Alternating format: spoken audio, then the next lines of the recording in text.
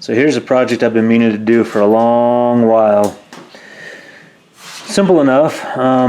What I'm going to do is actually hook this up so I never have to lift my hood to hook up jumper cables. So I got a good set of jumper cables I've had for a long while. Almost ashamed to pull them apart. Those are all held together by rivets. They're really solid, but I could go and figure out new wire for them later if I really wanted to. What you need for these are called an Anderson plug, and they're made for hooking these. That's a cap for them. I like this little set. It comes with a cap, comes with the lugs, all this one-handed stuff. But you can see marked positive and negative. The two of them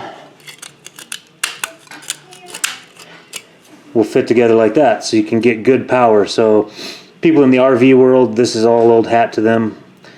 You a lot of times see these called forklift battery connections, because I guess forklifts use them too.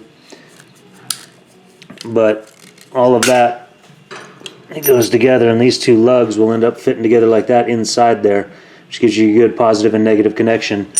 And with leads run directly to your battery, and this sitting somewhere on top of or under your bumper, gives you a place where all you got to do is just pull up, hook this up, and then you can jump somebody.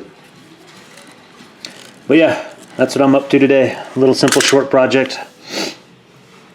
I like using a hammer crimper. I mean, you could do solder with these things too.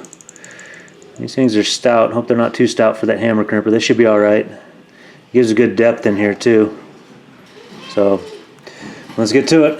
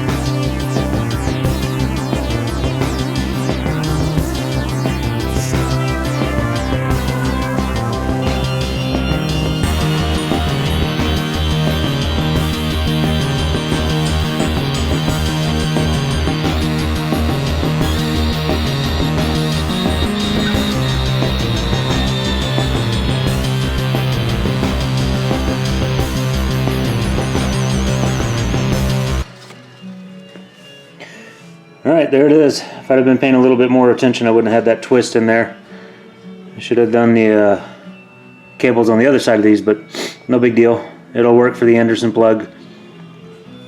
And you can see the lugs end up in there for good full contact. They've got a spring little piece of metal. You can see that in there, and that's what kind of holds those in place. So you can remove them if you need to. So if I had problems with these coming out of their lugs, I could do that. I wanted this size because of the leads I have coming off the battery, and this jumper cable is it's a gauge smaller than what I would need for these lugs. So honestly, in this case, it probably would be better to solder them in, but I'm going to run with them like this for a little while. Because how often do I really jump people? Not very. And I do like these handles on these, because they're all rubberized and coated, and then they got the copper ends there. Everything's riveted together. It's nice and tightly crimped in there.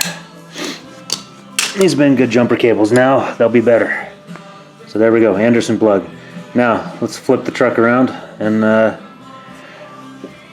get that side done.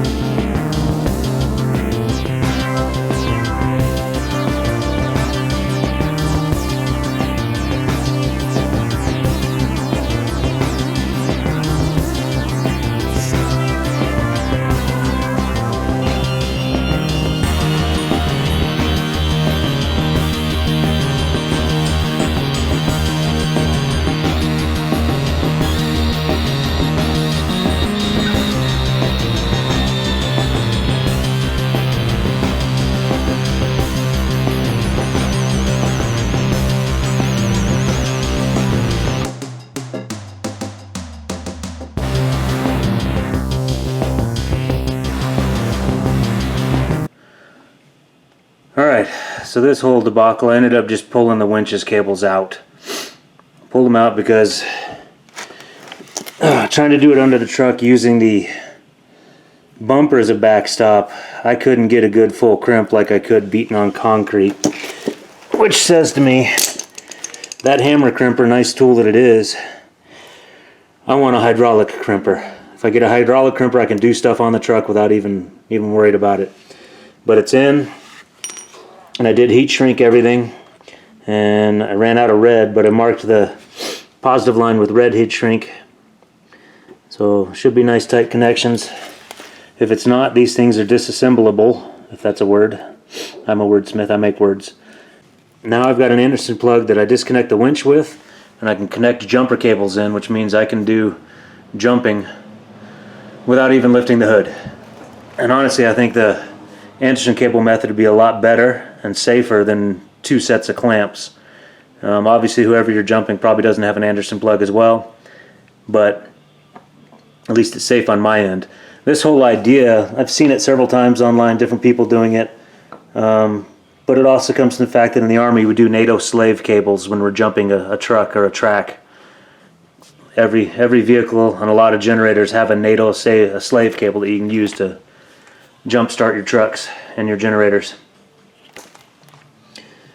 Yeah, these are some pretty thick freaking lugs, and as much as that looks like it wasn't doing it for this. So I ended up with 1 spare, which means I can make another set of jumper cables too, which I probably will eventually do for the S10. But I'm probably not going to do a video of that. That just shows you the methodology here of what I'm up to. And you could do the same trick even if you don't have a winch. And I've seen guys do it, and then they'll plant the Anderson plug somewhere right in here on their bumper. And that's where I think these caps would come in handy. So you take this cap and you'd bolt it down to your bumper, and that way you can keep it clean. The other thing that would work for is people who use the receiver winch mounts. So if you're mounting a receiver on both ends and you only want 1 winch and you can move it around depending on which end of the truck you're trying to winch from, which is handy, I would think this Anderson plug method would be the way to do it. And you could run, welding cable all the way back to the rear of the truck on another set of those cables and another plug. And that'd be the way to quick disconnect and connect your winch. Yeah, but that's what I'm using it for. I'm using it so I can disconnect my winch if I want to service it. And also if I can jump start people if they need that. I think that's where I'm going to end this video, because now I'm going to do the frustrating part of putting my batteries and cables all back together. But you can see what I've done here. Appreciate everybody that watches. Definitely appreciate those that give me a thumbs up if they think this is a cool idea and I've shown a decent way to do it. If you haven't subscribed, please do so already. Again, hope this did you some good and helped you think of how you want to do things on your truck. And we'll catch you on the next one.